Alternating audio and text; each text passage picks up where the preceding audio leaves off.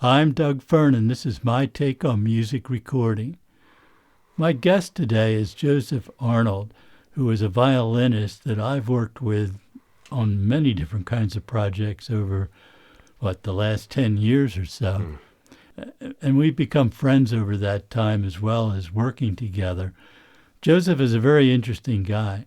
I want to give him a couple of minutes just to talk about his career, his philosophy, and let everybody know a little bit more about you. Great. Well, it's a real pleasure to be here, Doug. Thank you so much. Yeah, so like you mentioned, I'm a violinist. I started playing violin, so many years ago, when I was 5 years old. So that's 35 years now. From the beginning, I just had a love of performing. Even when the plumber would come over to fix something in the house, I'd be there, whip out my violin, and play for the plumber, or out on the front porch of my house. And so, just even from a very early age, I just loved performing. I loved music, and I had some really great teachers, some violin teachers along the way. And like one formative experience was I was living in California at the time, and I got to go to fiddle camp in the redwoods forest. They had campgrounds there, and I learned to like turkey in the straw and this kind of thing, and I still remember some of those songs that I learned there. But the real lesson that I learned, the biggest takeaway was like how beautiful life can be, how being among these gigantic trees with the sun shining down, and here we are like playing music. It was so magical. It really gave me my first sense of the sacred, and the sacredness of this life, the trees all around us, and also of music, and how music could help us participate in that beauty, the sacred beauty that life is. And yeah, so anyway, I loved experiences like that, and I grew up doing the fiddle music and classical, and I got into jazz in high school. Listening to Stefan Grappelli, who's one of the greats, of course, and fell in love with jazz. And then I went to music school at Carnegie Mellon, and I studied some jazz, and I also studied classical violin performance. And it was in that time that a really pivotal event happened for me, where my second year of college, I was practicing really hard, many hours a day. Then started to get pain in my forearms. Then the pain started to spread through my arms, my neck, my back, and pretty soon I could barely play violin anymore. I went to my violin teacher, and his advice was, you should learn how to relax, which I guess was true, but not very helpful. And I saw all the doctors, chiropractors, physical therapists, you name it. I tried it. And like a year later, I was still in pain. I could barely play. I could barely write with a pen and do my dishes. It was really, really bad. Then I found this class on something called the Alexander technique. In this class, I'd never heard of this before. I didn't even know what the teacher was talking about. She was saying, oh, well, you pay attention to your body while you're playing violin or whatever else. And this just didn't even compute for me. Like, you want me to pay attention to my body? Like, what would that possibly do? But over this class, I came to understand that the pain that I was having was because I was using so much effort in playing the violin. And I was really clenching. And I didn't even realize it. I was so used to it, I couldn't even feel it anymore. But the Alexander technique opened up everything for me. Over a period of time of studying this, and I eventually became a teacher in this, all the pain that I was having went away. I could play as long as I wanted, free of pain. So that by itself was amazing. But it did so much more for my music. My technique became effortless. So in the Alexander technique, what it's really about is just learning how to use your body with less effort, less tension, more freedom, more fluidity, more ease. And where it really shines is being able to bring that kind of ease, that effortlessness, to the most difficult moments, to the most difficult creative acts, to the most difficult or awkward or challenging physical movements of any kind.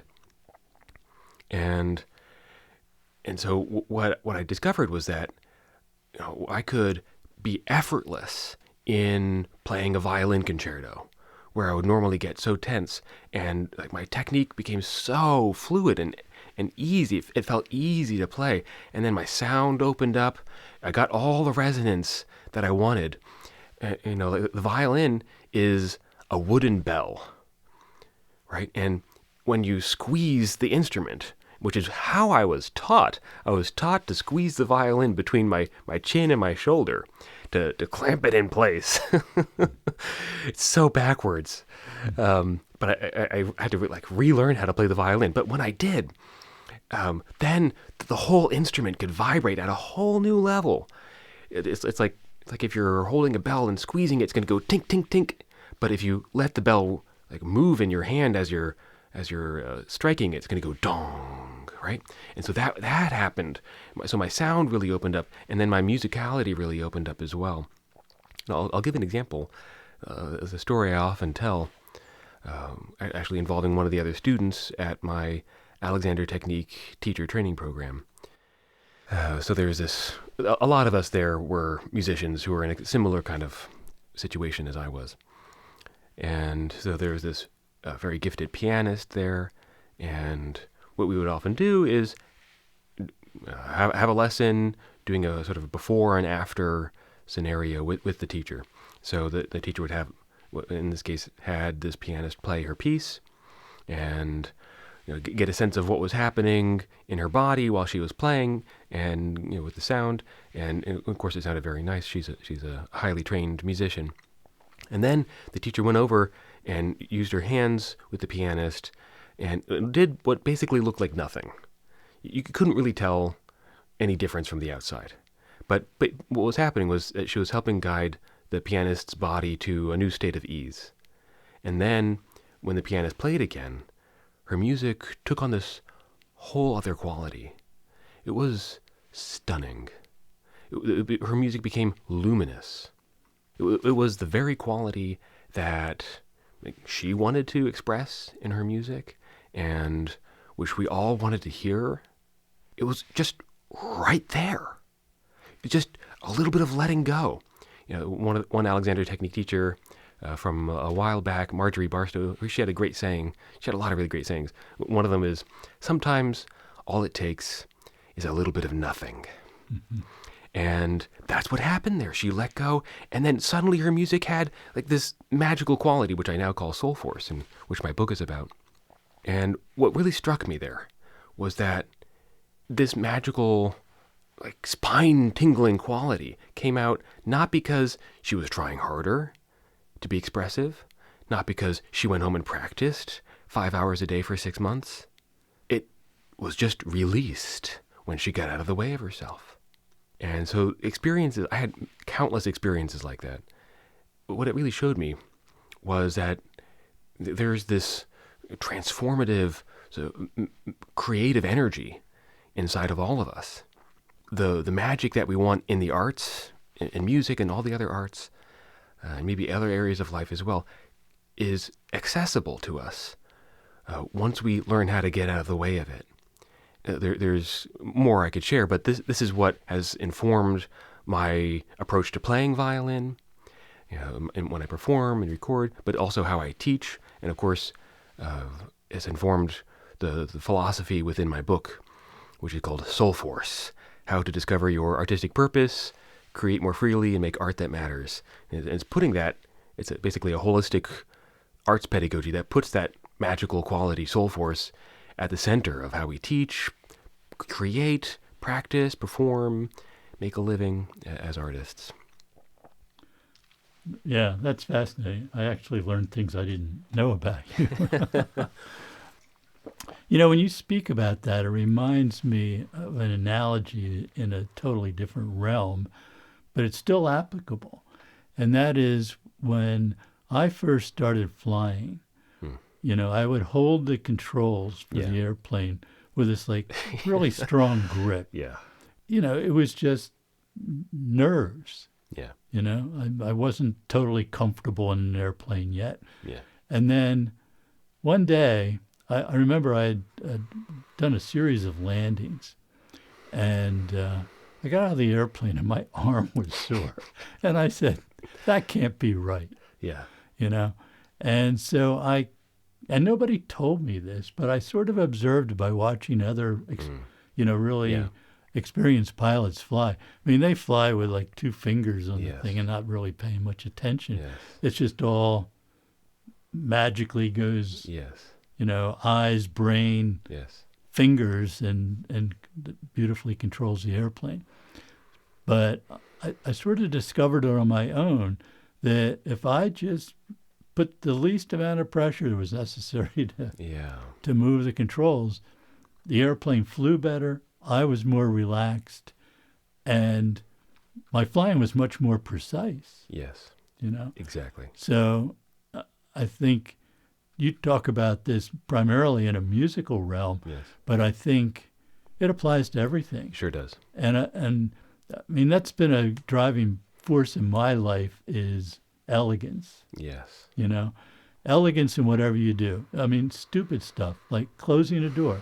You can close the door awkwardly Yes. and make a lot of noise, and it just grates on me. Yeah. Or you can close the door with elegance. So it's quiet, it closes properly, securely, but it doesn't draw any attention to itself. Mhm.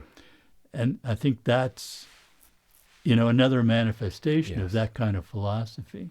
Absolutely. It reminds me of like what beauty is, and being an artist. So I'm an artist. My main audience, the people who come see me for instruction, the oral artists. But to me, being an artist really could be anybody who's in service to beauty or elegance, like you're talking about. And one of the things that is so striking about beauty is, again, kind of what I was talking about earlier. There's this almost a mismatch between the challenge that's faced, or the challenge that must have gone into creating something, and the way it ends up looking or sounding. Like creating a great work of art is obviously very challenging. This is why so few people really are able to accomplish this. But we know its greatness not by the fact that it looks or sounds challenging, but by how easy it looks and how effortless. This is what takes our breath away, when we encounter something. And that's, to me, what sort of a good definition of what soul force is. So soul force, I say it's the transformative creative energy that comes from facing your challenges, whether creative or otherwise, from a place, instead of like the sort of very common in our society, the force, control, effort, or even self-doubt that so often comes up. So instead of all that, but from a place of wholeness, aliveness, and connection. Maybe I'll just say a little bit about where soul force comes from, that term. So I first heard about this several years ago, right at the beginning of the pandemic. I was listening to a podcast with this one of my favorite authors, Jamie Wheel. He's a flow expert and he studies existential risk. And he was being asked by the podcast hosts, so, with the pandemic and, ecological destruction and political strife and inequality and all these things, what chance does humanity have of surviving the next couple decades? And he said, to me, it's either soul force or bust. And he went on to explain that soul force came from Mahatma Gandhi's movement for the freedom of India. There are other translations like love insistence or firmness in the pursuit of truth. Gandhi used the word satyagraha. And the reason we still talk about Gandhi's movement is not only did it work, not only did the nonviolence successfusly free India from British colonial rule, but it had the same quality that we're talking about right now, because he used what he did, instead of fighting against the British Raj, was to stand in a deeper truth and to speak and act from there. And that it just so happened that that deeper truth was shared by millions of other Indians. India should rule itself. And by standing in that truth and acting from there, he was able to act more effectively than he might have if he chose to fight. And we find this still inspiring today because of the almost a dissonance between what seemed to be required, like fighting against the British Raj, take him down, that kind of thing, versus what he actually did. Which was, so that's like a very beautiful thing. Yeah, we can live our lives with that soul force notion, no matter what we do. Absolutely. Whether it's music or, any other form of art, or just existing in the world. Yes. Yeah, I'm a big believer in that. One thing from the very first recordings that I did with you, which was with the group Ananda. Yeah. You want to give a little background on that group? Sure, yeah. That group, I love playing with them so much. So Ananda consists of 4 people. It's me on violin, my friend Raji on guitar, which he plays kind of like a sitar. He does a finger-style guitar. It's just amazing, all the percussive things that he does. And then we have a tabla player, Radha. And then Zoana, who is actually one of my Alexander technique teachers. She plays the crystal singing bowls. And she has this whole big array of them. It's so gorgeous. So we do kind of meditative, contemplative music. Right. Yeah, and it's just an amazing group. I remember we did an album in like 2.5 hours. Yeah. Everybody has a sense of where the thing's going, but it's really very improvisational. Yeah, it's entirely improvisational. And what we really excel at is listening. Yeah. That's what brings music alive, that act of listening while playing. Right. Yeah, just 6 months ago or so, I recorded an album with Zoana. That's right. With the Singing Bowls, Yeah. which is out on our record label.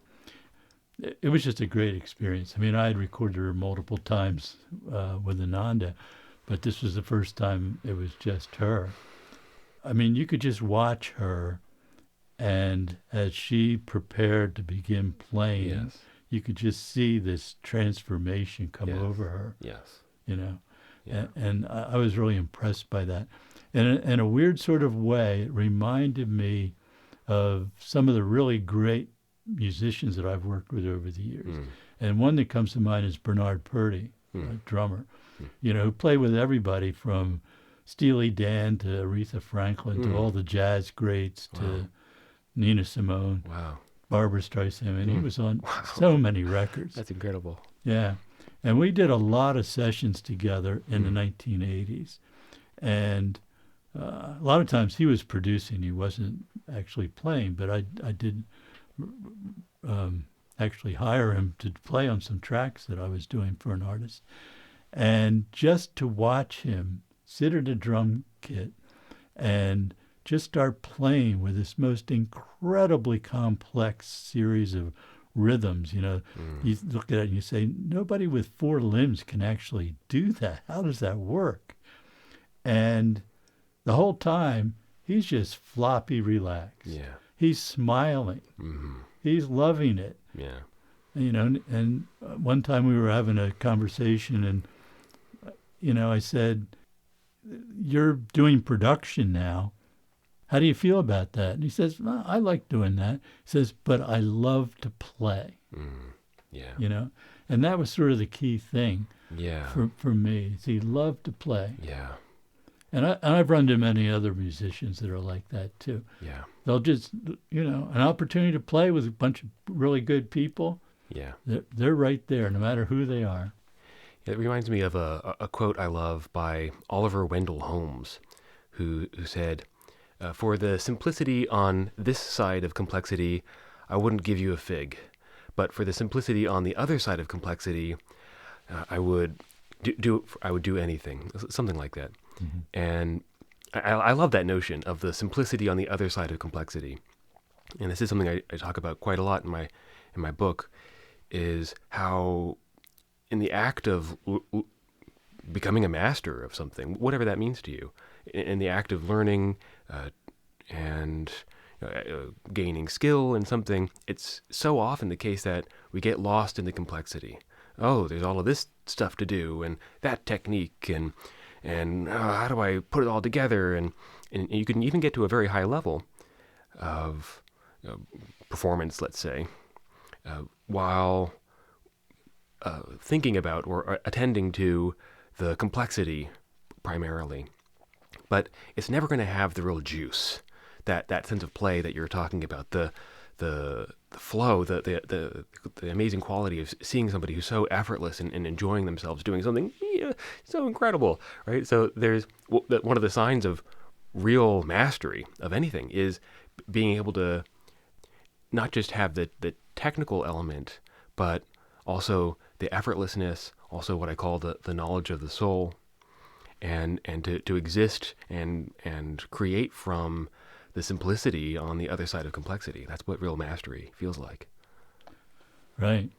You know, one thing about your playing that struck me from the very first projects we did together was your ability to play so quietly and with, you know, a unique quality to the sound that you produce. I mean, it's almost not even a note. Yeah. You know, and you know, you've played on a lot of Corey Green's songs for the last two albums, and you know, that wasn't, I don't think we ever used that technique on any of those, but with Ananda, that was great. You brought your violin. Yeah. I know you haven't had any chance to warm up or anything, but you want to just demonstrate some of those things? Sure, yeah. I'll just do a little improvisation, and what I'll be showing is just some of the different sound qualities that are available on the violin. And one of the things I enjoy about Ananda is that it's more like a textural kind of playing, as opposed to what normally happens in like classical music, where you always want that refined sound.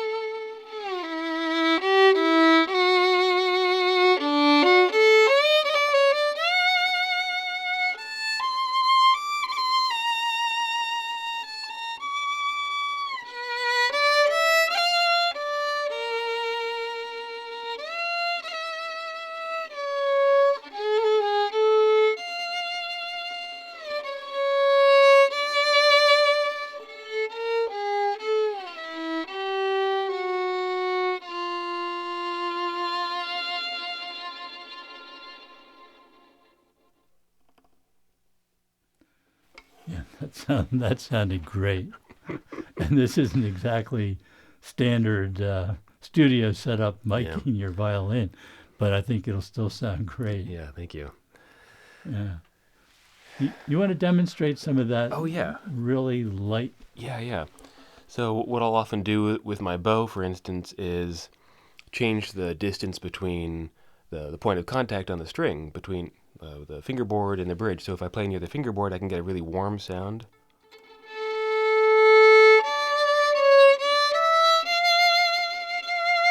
Very tender kind of sound. And if I move more towards the middle, the sound becomes a little bit more focused. And if I go towards the bridge, it becomes a lot more focused and actually kind of harsh. Unless I lighten up the pressure, and then I can get some really cool sound effects.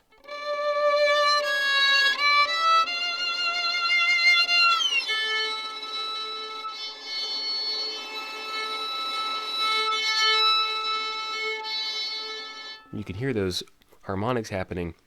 All I'm doing is using the bow quite lightly and changing the distance between changing that point of contact.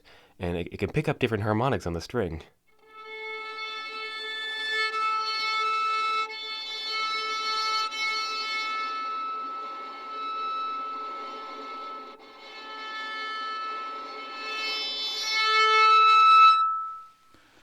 Yeah, the overtones that generates are pretty interesting. Yeah, they are.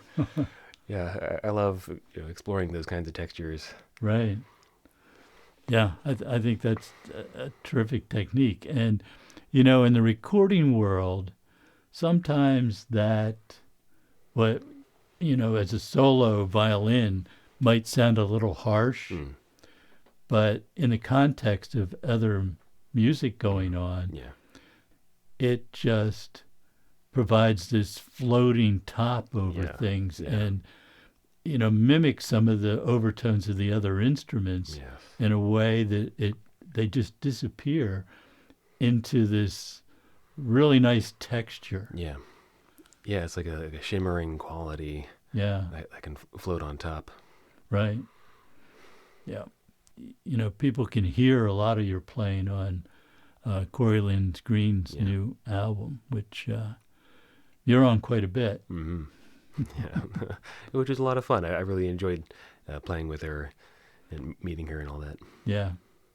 Yeah, she's really talented. Maybe we should talk a little bit more about your book Sure, because, you just gave me a copy today. that's right. So I haven't read the whole thing, but you did send me some sample sections of Yes. it, which I really enjoyed. And, one thing that I really liked about it was each section you start with a quote, Yeah.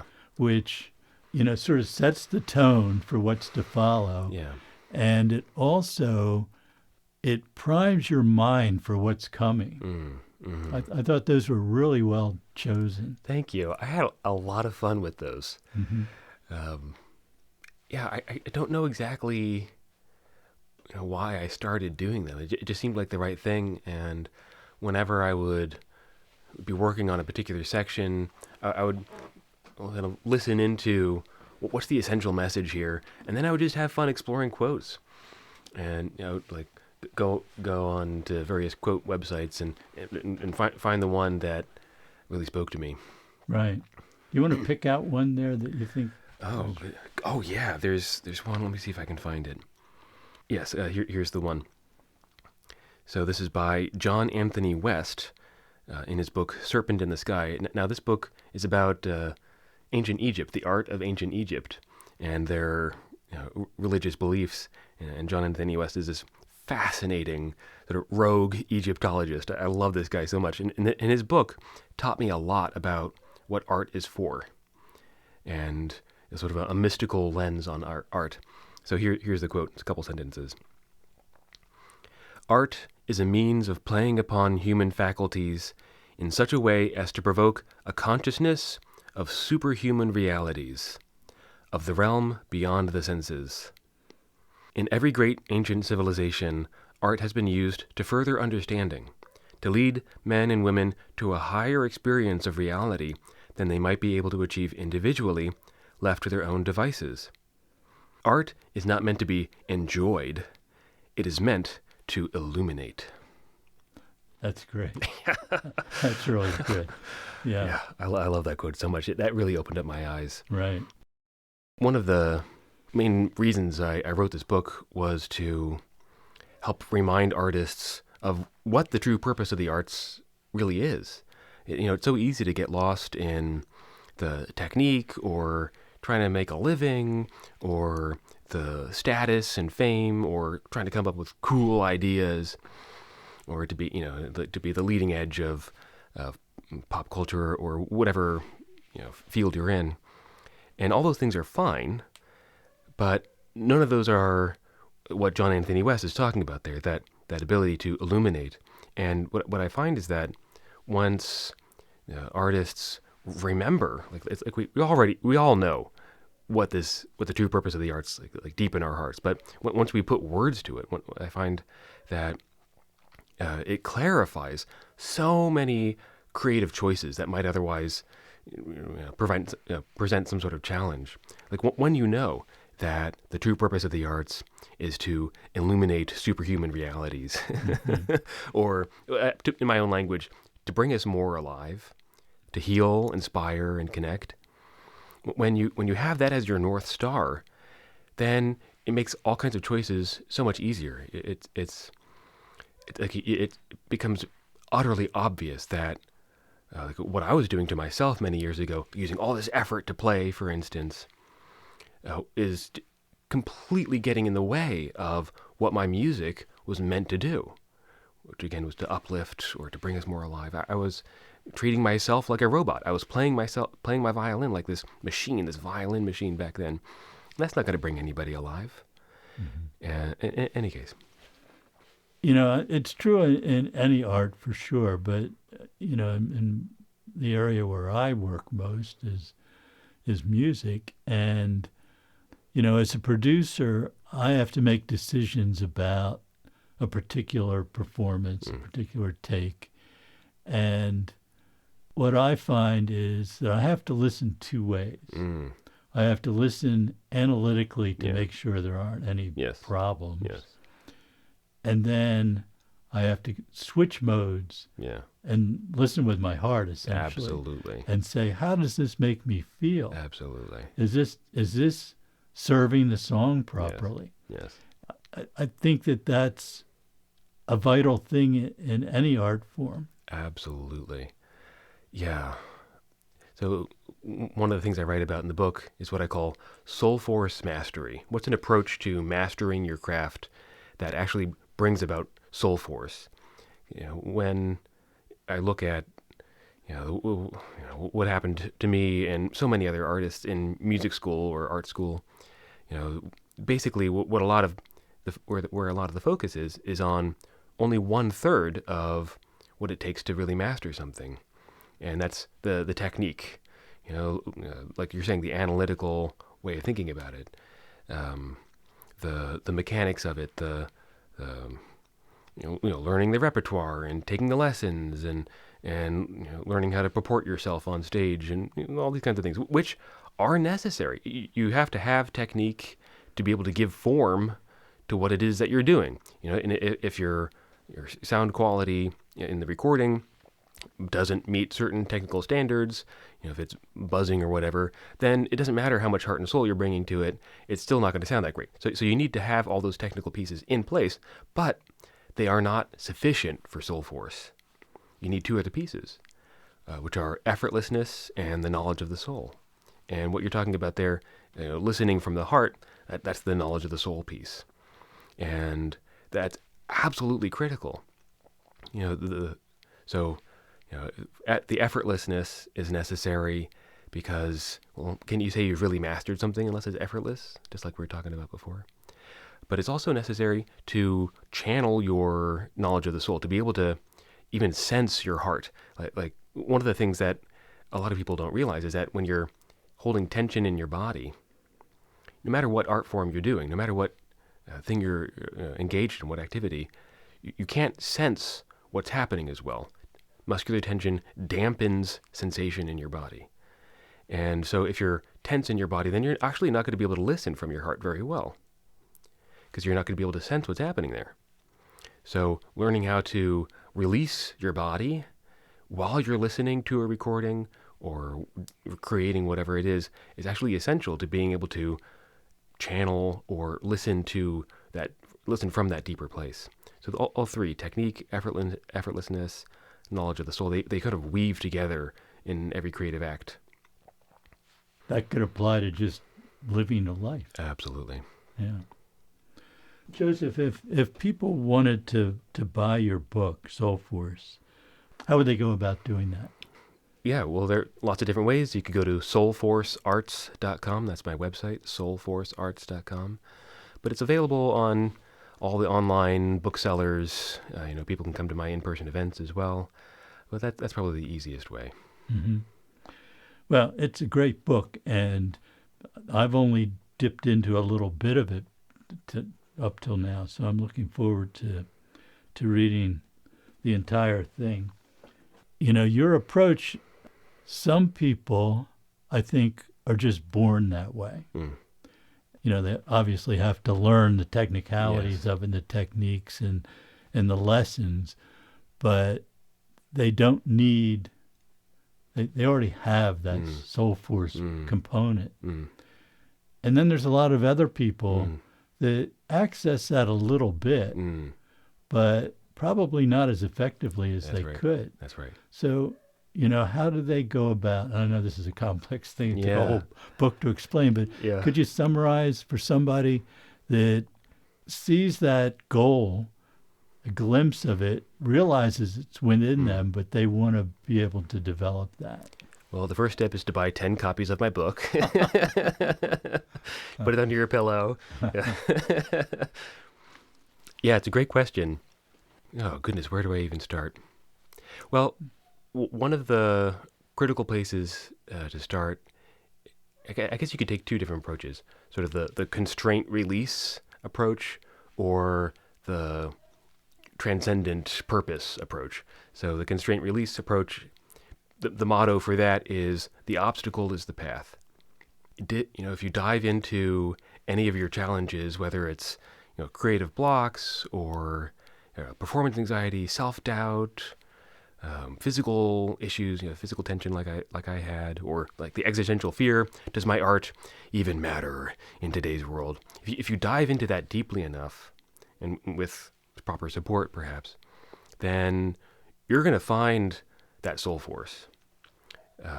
Because just like the old stories about the dragon, the dragon in the lair, right? You go in, you defeat the dragon, and inside, at the very core of the dragon's lair, what do you find there? It's gold. And that can happen in any person's life. So that's one approach. Get help with whatever it is that whatever challenge is, and go deeply enough into that, and then you can find your soul force. Now it's very challenging, and there's no doubt about that, but it's quite worthwhile. And the other approach is to remember why you got into this in the first place. Remember what the purpose of the arts is: to bring us alive, to illuminate, to inspire, heal, and connect. And then you use that as sort of a compass. And you can bring that into the most mundane creative questions. How would I go about this if I really believed that the purpose of this creative act was to bring myself and those around me more alive? And that by itself, you can just, maybe you don't get an answer right away, but you can start to get an inkling. Like, oh yeah, this way I've been doing this, it's actually getting in the way of my aliveness, my creative aliveness. It's getting in the way of the healing that could happen through this creative act or whatever it might be.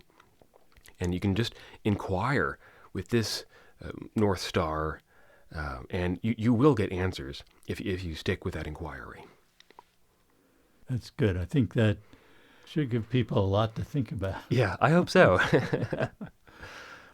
You want to play something else? Sure. To wrap up today? Sure, yeah. I'd like you, if you would, to just demonstrate some of the different musical styles that you've been involved in, because it covers quite a range. It's quite a range. Oh, yeah. One of my favorite styles of music to play is gypsy jazz. Mm-hmm. So I'll play a little bit of a tune that I wrote in that style.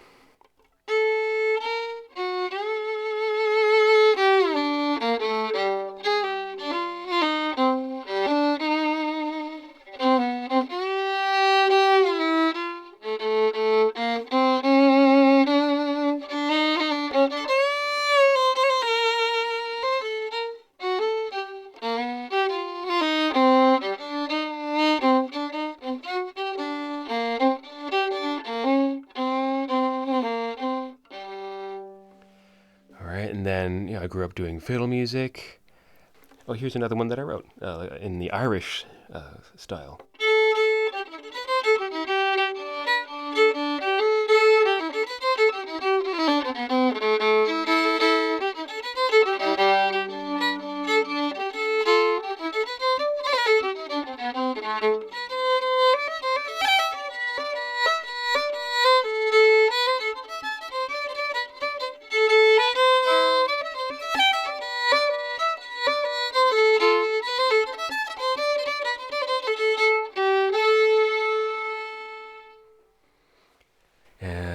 I love the blues as well.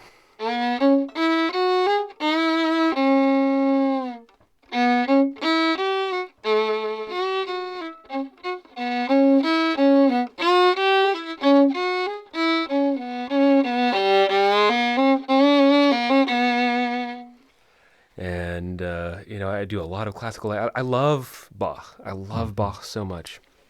I love playing his cello suites.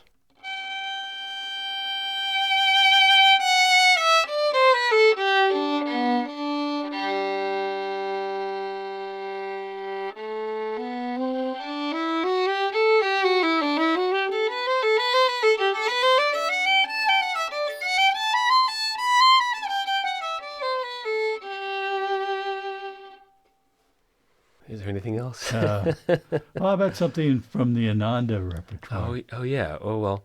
I guess I can improvise in that style here.